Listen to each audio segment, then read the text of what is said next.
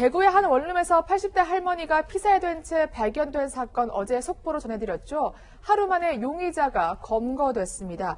이은우 팀장, 검거된 용의자 딸이었다고요? 네, 그렇습니다. 이 80대 할머니의 딸이었습니다. 그제 오후 4시쯤 이 대구 달서구의 한 원룸에서 이 80대 할머니가 숨진 채 발견이 됐는데요. 이 혈흔과 함께 흉기 흔적 그리고 할머니 손에 방어흔이 발견이 됐었고요. 경찰은 어제 이 살해 사건의 유력한 용의자로 할머니의 딸인 50대 여성을 붙잡아 조사 중이라고 밝혔습니다. 그런데 딸, 정말 예상 밖의 결과인데요. 현재 범행을 인정하고 있다고 합니까? 네, 범행을 인정했다라고 한다면 사건이 좀 쉽게 풀렸을 텐데요. 네. 부인을 하고 있습니다. 경찰은 이 사건이 밝혀진 이후로 수사를 신속하게 진행을 하고 있었던 상황이었는데요. 원룸 안과 밖에 있었던 CCTV를 모두 다 분석을 했다라고 합니다. 그래서 이 용의자가 하루 정도 이 원룸에 머무르고 있다가 나간 것을 확인을 했다라고 이야기를 하고 있고요. 그 CCTV 영상을 근거로 해서 특정을 했는데 해당 CCTV 영상의 용의자는 이 딸 같은 경우에는 자신이 아니다라고 하면서 본인의 혐의를 모두 부인하고 있다고 합니다. 그렇군요. 하지만 경찰은 CCTV를 토대로 딸을 검거했다. 그러니까 화면 속 인물이 딸인 것을 확신하고 있는 것 같은데요. 예, 맞습니다. 이게 이 경찰관이 한 사람이 이렇게 확인하는 게 아니고요. 여러 명이 붙어가지고 외관을 봐요. CCTV 나오는. 거기에는 옷차림새라든지 걸음걸이, 그 다음에 어떤 신체적 특징, 심지어는 당일날 그 사람의 알리바이까지 확인을 하거든요.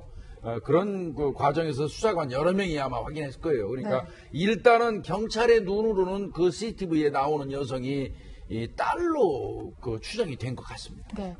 그렇다고 하더라도 CCTV 외에도 다른 증거가 확보돼야 딸에 대해서 죄값을 치르게 할 수 있겠죠. 일단은 이 어머니를 공격한 이 범행 도구 같은 거라든지 또 범행 동기는 또 당연히 또 따져봐야 될 것 같고요. 그래서 제일 지금 급한 거는 경찰 입장에서는 CCTV도 분석을 다시 한번 할 거고요. 네. 그래서 그 분석 결과가 나오면 이제 그 범행 도구라든지 범행 동기에 대해서 추궁하는 수순으로 들어갈 겁니다. 알겠습니다. 향후 수사도 계속해서 지켜보겠습니다. 다음 사건 살펴볼까 하는데요. 글쎄요, 또 가족 사이에 벌어진 끔찍한 범죄인데 이번에는 아내가 남편을 살해했다고요. 네, 그렇습니다. 이 60대 여성 A씨가요, 지난 5월 충남 자택에서 술 취해 잠든 이 70대 남편의 이 얼굴을 흉기로 여러 차례 내려 찍어서 이 살해한 혐의로 기소됐습니다. 법원은 최근 이 여성의 징역 3년을 선고를 하고 치료 감호 처분을 내렸습니다. 변호사님, 그런데 사람이 살해됐는데 징역 3년입니다. 형이 터무니없이 낮은 것 같은데요. 네, 굉장히 낮죠. 왜냐하면 사실 굉장히 조금 잔혹한 범죄이잖아요. 그래서 그런 어떤 잔혹한 범죄에 비추어 보면 징역 3년형은 선고가 굉장히 낮은데 잘 인정되지가 않는 그 심신미약이 인정이 되었습니다. 지금 해당 그 피고인 같은 경우에는 이미 1998년도부터 꽤나 오래전부터 상당한 기간 동안 정신질환, 우울증 등을 앓고 있었다라고 이야기를 하고 있고요. 또 최근에는 알츠하이머병을 앓고 있어서 이 진단까지 받은 그런 상황이어서 사실상 이 범행을 저질렀을 때에 본인이 이 해당 범죄가 어떤 범죄인지를 잘 인식하지 못했다. 그래서 사물을 변별할 능력 자체가 없었기 때문에 처벌을 하는 것보다 오히려 치료 감호가 필요하다라고 하면서 징역 3년을 선고를 한 겁니다. 근데 적용된 혐의를 보니까 살인죄가 아니라 상해치사죄가 적용이 됐던데 이거에도 이유가 있습니까? 네, 살인의 고의를 인정하지 않는 건데요. 직접적으로 살인을 하려는 그 고의가 없었다고 하더라도 뭔가 화가 나가지고 살해할 동기가 있어가지고 그런 어떤 분노 때문에 미필적 고의에 의해서 살인을 할 수도 있는데 지금 이 해당 피고인 같은 경우에는 다른 어떤 여러 범죄와 관련된 전력도 없었고 또 남편에게 살해를 할 만큼의 강한 동기가 없었다라는 이런 점을 고려해서 이 살인의 고의는 좀 인정하지 않았던 것으로 보입니다. 네, 실제로 아내는 자신의 범행 상황이나 이유를 설명하지 못하고 있다고 합니다. 그렇기 때문에 상해치사 혐의가 적용되고 또 범행 동기에 대해서도 추정만 가능한 상태인 것 같은데요. 교수님, 다른 사람으로 착각했을까요? 아니면 그동안 남편으로부터 받은 스트레스가 억눌려서 한꺼번에 폭발됐다 이렇게 볼 수 있을까요? 지금 이제 재판 결과가 나온 이 시점에도 정확하게 밝혀진 것은 없어요. 그러니까 이제 방금 말씀하신 대로 여러 가지 어떤 그 가능성, 그러나 중요한 것은 그 당시에 바로 이 여성이 사물을 변별할 수 있는 네. 그런 능력이 있었는가, 그것이 가장 중요한 것인데, 그 당시에 어떤 뭐 환청이라든가 또는 뭐 여러 가지 어떤 그 정신적인 문제로 인해 가지고 그 자기 남편을 바라보는 순간 뭐 화가 나 가지고 그 화를 갖다가 분출을 했을 가능성도 있고, 또 이제 자기 남편을 통상 이제 치매에 걸린 분들은 자기 남편이라든가 잘 못 알아보잖아요. 네. 그러니까 알아보지 못하고 낯선 남성으로 이제 착각을 해가지고 왜 우리 남편 자리에 다른 남자가 있지? 이런 식으로 이제 판단을 해가지고 공격을 했을 그 가능성도 있는데, 지금 현재 자녀들이라든가 주변인들이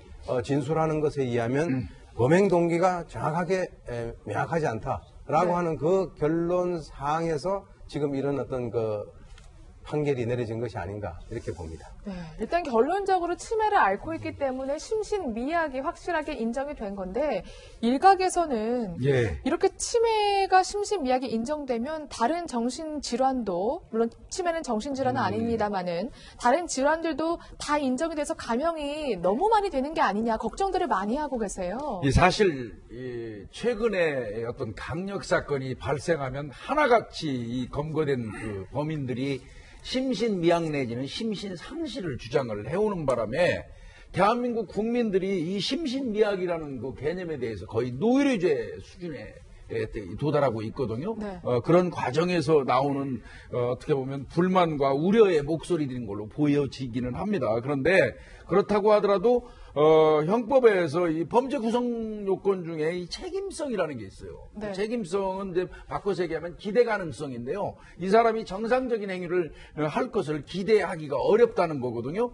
그래서 심신미약이나 심신상실의 어떤 규정을 이걸 뭐 없앨 수는 없는 거고요. 다만 그 당시에 범행 당시를 기준으로 해가지고 그 당시에 이 사람이 정말 심신미약의 상태에 있었는지 상실의 상태에 있었는지 이거를 객관적으로 가려내는 정밀하게 이거에 좀 집중을 해야 될 것 같습니다. 네.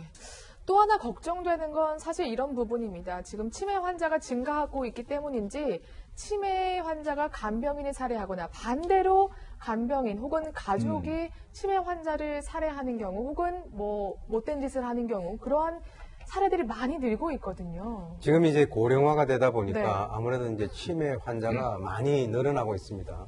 지금 이제 지난해 기준에서 이제 우리나라는 현재 공식적으로는 치매 환자 75만 명이 되는데, 방금 말씀하신 대로 간병을 하다가 간병인이 치매 환자를 살해하는 그런 경우도 있는데, 이 거꾸로 또 치매 환자가 간병인을 살해하는 그런 경우도 네. 있습니다.